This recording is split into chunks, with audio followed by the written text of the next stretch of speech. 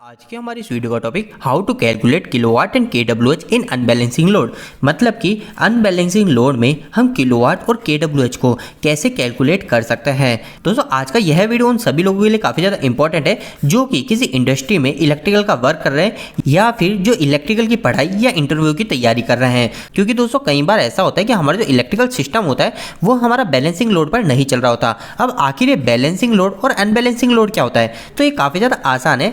हम सभी को पता है हमारे एसी के अंदर एक 3 फेज की सप्लाई होती है। अब दोस्तों जो 3 फेज की सप्लाई है जो कि आर वाई बी है, अब इस आर वाई और बी इन तीनों के अंदर अगर हमारा करंट बिल्कुल सेम है, जैसे आर में भी 10 एम्पियर करंट फ्लो हो रहा है, वाई में भी 10 एम्पियर और बी में भी 10 एम्पियर करंट फ्लो हो रहा है, तो अगर ऐसी सिचुएशन है तब तो हमारा जो वो लोड कहलाएगा हमारा बैलेंसिंग लोड। मतलब कि सब चीज बैलेंस है। लेकिन दोस्तों कई बार ऐसा हो जाता है कि हमारा जो लोड है वो अनबैलेंसिंग हो जाता है। अभी अनबैलेंसिंग का मतलब क्या है, तो आर फेज पे हमारा 10 एम्पियर करंट फ्लो हो रहा है, तो अब अगर हम वाई फेज पे जाके चेक करेंगे तो यहाँ पे 15 एम्पियर करंट फ्लो हो रहा है, और अगर हम बी पे चेक करेंगे तो यहाँ पे हमारा 18 एम्पियर करंट फ्लो हो रहा है। मतलब कि ये तीनों बराबर नहीं है। तो यह जो सिचुएशन कहलाती है, यह सिचुएशन हमारी अनबैलेंसिंग लोड की सिचुएशन कहलाती है। तो दोस्तों अभी हम इस वीडियो के अंदर यही जान लेंगे कि आखिर इस अनबैलेंसिंग लोड के अंदर हम केडब्ल्यूएच या फिर किलोवाट को किस तरीके से निकाल सकते हैं। तो वीडियो को स्टार्ट कर लेते हैं। तो दोस्तों अनबैलेंसिंग लोड के अंदर किलोवाट और केडब्ल्यूएच को निकालना काफी ज्यादा आसान है। इसके लिए आपको सिर्फ पावर निकालने का फॉर्मूला पता होना चाहिए, जो कि होता है हमारा वोल्टेज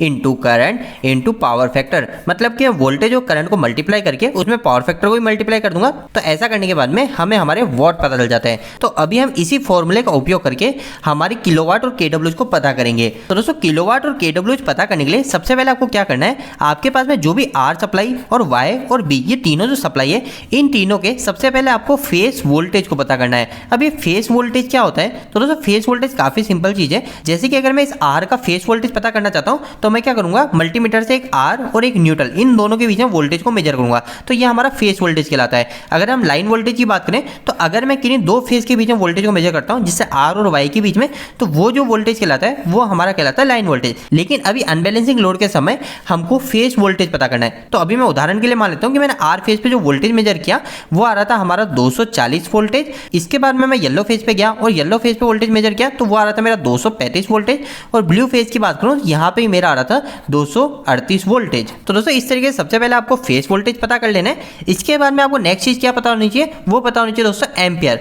मतलब कि हमारे आर फेज पे कितना एम्पियर लोड चल रहा है, वाई पे और ब्लू पे कितना एम्पियर है। तो अभी हम उदाहरण के लिए मान लेते हैं कि हमारा जो आर फेज है इस पे 20 एम्पियर लोड कनेक्ट है, येलो फेज में हमारे 25 एम्पियर, और जो हमारा ब्लू फेज है उस पे हमारा 30 एम्पियर लोड कनेक्ट है। अब ये जो सिचुएशन है ये आपको पता चल गई अनबैलेंसिंग ही लोड है, तीनों के एम्पियर में हमें काफी ज्यादा डिफरेंस दिख रहा है। अब दोस्तों करंट को भी लेके आने के बाद में अब हमें लास्ट चीज पता होनी चाहिए, वो है पावर फैक्टर। अब पावर फैक्टर के केस में क्या होता है, अगर हम इंडस्ट्री में वर्क कर रहे हैं तो वहां पे तो पावर फैक्टर मीटर लगा रहता है, तो हम आसानी से जाके वहां पे पावर फैक्टर देख सकते हैं कि हमारी कंपनी का 0.9 है, 0.85 है, जो भी हमारी कंपनी का पावर फैक्टर है वो हम वहां से पता कर सकते हैं। लेकिन कई बार ऐसा होता है कि हमें पावर फैक्टर पता नहीं होता है, तो उस समय आप क्या करेंगे, तो उस समय दोस्तों आप डायरेक्ट यहाँ पे पावर फैक्टर 0.8 कंसिडर करके चलेंगे, क्योंकि हमारा जो एसी सिस्टम होता है इसके अंदर हम कुछ लॉस को भी कंसिडर करके हमेशा चलते हैं। तो अगर आपके पास में पावर फैक्टर है तो आप वहां से पावर फैक्टर को लाके सही पावर फैक्टर को यहाँ लिखे। अगर आपको पावर फैक्टर नहीं पता है तो आप यहाँ पे 0.8 0.8 0.8 जरूर पुट करें। और अब इन तीनों चीजों को कंप्लीट लिख लेने के बाद में हमें इन सभी को मल्टीप्लाई कर लेना है। और अगर सबसे पहले मैं आर फेज की मल्टीप्लिकेशन करूं तो यहाँ पे होगा 240 into 20 ampere into power factor है हमारा 0.8, तो यहाँ पे जो मेरी वैल्यू आती है वो आती है 3840। इसके बाद में मैं नेक्स्ट येलो फेज की संख्या को मल्टीप्लाई करूंगा तो यह है 235 इंटू 25 इंटू 0.8, तो यहाँ पे मेरी जो वैल्यू आती है वो आती है 4700। और आखिरी के अंदर मैं हमारी ब्लू फेज की वैल्यू को मल्टीप्लाई करूंगा जो कि है 238 हमारे वोल्टेज, मल्टीप्लाई बाय 30 एम्पियर हमारा करंट, और मल्टीप्लाई 0.8 हमारा पावर फैक्टर। तो यहाँ पे मल्टीप्लाई करने के बाद हमारी वैल्यू आ रही है वो आ रही है 5712। अब दोस्तों यह जो हमें मल्टीप्लाई करने के बाद में 3 वैल्यू देखने को मिली, ये तीनों जो वैल्यू है ना ये हमारी पावर है जो कि हमारे पर फेज पे कनेक्ट है। जैसे कि अगर मैं आर फेज की बात करूं तो आर फेज पे जो हमारे वॉट कनेक्ट है वो कनेक्ट है 3840, येलो फेज की बात करूं 4700, और अगर मैं ब्लू फेज की बात करूं तो यहाँ पे है 5712।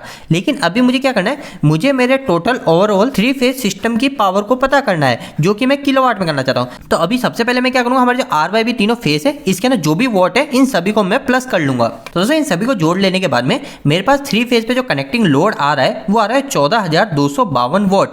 लेकिन अभी मैं इसको किलोवाट में बदलना चाहता हूं, तो किलोवाट में बदलना काफी ज्यादा आसान है, हम सभी को पता है। इस जो भी वैल्यू है वॉट में, उस वॉट के अंदर मेरे को सिर्फ 1000 का भाग लगा देना है। तो मैं क्या करूँगा, 14,252 में 1000 का भाग लगाऊंगा, तो यहाँ पे मेरे 1000 में 3 जीरो है, तो 3 जीरो काट के यहाँ पे 3 के आगे पॉइंट आ जाएगा, मतलब कि 14.25 हमारे किलोवाट हो जाएंगे। तो दोस्तों इस तरीके से हमने किलोवाट को पता कर लिया, लेकिन अब हम चाहते हैं हम kWh को भी पता करें। तो अभी हमें kWh कैसे पता चलेगा? तो दोस्तों kWh जो होता है वो हमारे सिर्फ किलोवाट के अंदर हमको घंटे मल्टीप्लाई करने होते हैं, कि आखिरकार हमारा जो ये लोड है जो हमने चला रखा है, जिसके कारण हमारा 20 एम्पियर 25 एम्पियर 30 एम्पियर लोड आ रहा है, ये जो लोड है ये लोड हमारे कितने घंटे चल रहा है, उस घंटे को अगर मैं यहाँ पे मल्टीप्लाई कर लूंगा ना किलोवाट के साथ में, जो अभी हमारे किलोवाट आ रहा है 14.25, इस 25 के साथ में मैं हमारे घंटे मल्टीप्लाई कर दूंगा। जैसे कि मैं 12 घंटे के kWh जानना चाहता हूँ, मेरे 12 घंटे में कितनी यूनिट खर्च हुई वो जानना चाहता हूँ, तो मैं क्या करूंगा, सिर्फ 12 को मल्टीप्लाई कर दूंगा 14.25 के साथ में, और ऐसा करने के बाद में मेरे पास जो वैल्यू आती है वो आती है 171 kWh। तो इससे मुझे यह पता चल गया कि अगर मैं 14.25 किलोवाट के लोड को 12 घंटे तक कंटिन्यू चलाऊंगा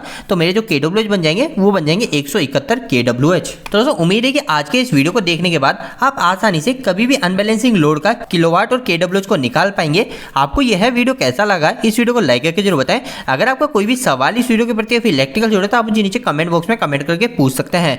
इलेक्ट्रिकल वीडियो अगर आप हिंदी में देखना पसंद करते हैं आज हमारे चैनल को सब्सक्राइब कर लीजिए। आज के लिए इतना ही, धन्यवाद।